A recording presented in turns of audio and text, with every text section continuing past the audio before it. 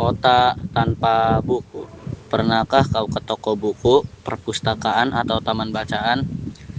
Tidakkah kau merasa istimewa ketika berada di dalamnya? Di sekelilingmu ada berbagai tokoh dari dunia nyata dan khayal, tempat yang pernah kau kunjungi dan yang belum, informasi dan cerita dari masa lalu, masa kini, dan masa depan. Semua berpadu, semua berada dalam genggamanmu. Saat berada di antara buku, tidakkah kau merasa menjadi raja dan ratu? Ruang dan waktu seolah menyatu tanpa batas. Kau bisa terbang melintasi sekat negara dan melewati berbagai zaman. Kau bisa menyelam ke dalam samudra, melayang di angkasa, bercanda dengan aneka satwa, dan berkelana di tengah padatnya kota, juga di rimba raya. Kau tahu, buku adalah jendela dunia, kunci pengetahuan, dan pintu wawasan. Muhammad Hatta, sang proklamator, berkata, "Aku rela di penjara asalkan bersama buku, karena dengan buku aku bebas." Melalui buku, manusia terbebas dari ketidaktahuan. Tempat-tempat yang dipenuhi buku adalah harapan berkembangnya pengetahuan dan wawasan.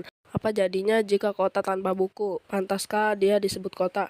Di kota itu, mungkin kabar datang dari sumber lain, dari koran, televisi, atau internet. Mungkin informasi dan cerita datang dari cerita nenek moyang, bagai dongeng-dongeng sebelum tidur. Irama warganya pun tiada beda. Bangun pagi, bertebaran di muka bumi untuk berbagai keperluan, untuk kembali pulang siang atau sore harinya. Setelah itu mereka berangkat tidur dan memulai lagi hari berikutnya. Semua serupa. Mungkin ada bangunan bernama perpustakaan. Di dalamnya, buku-buku berderet dalam rak yang tak terjamah. Tiada tangan meraih dan membuka halaman demi halaman dengan sukacita.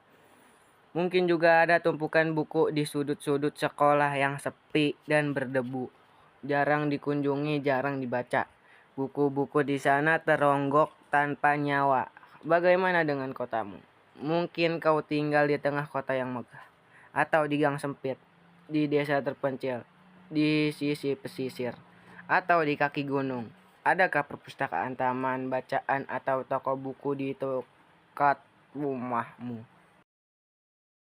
Jika ada, apakah tempat itu menjadi wadah berkumpulnya anak-anak dan warga, menjadi pusat berkembangnya wawasan dan pengetahuan, atau hanya menjadi pajangan? Maukah kau menjadi orang yang menghidupkannya? Kau bisa mengunjunginya dan mengajak teman-teman membaca dan berbagi cerita di sana. Jadikan tempat itu sumber kegembiraan dan pengetahuan.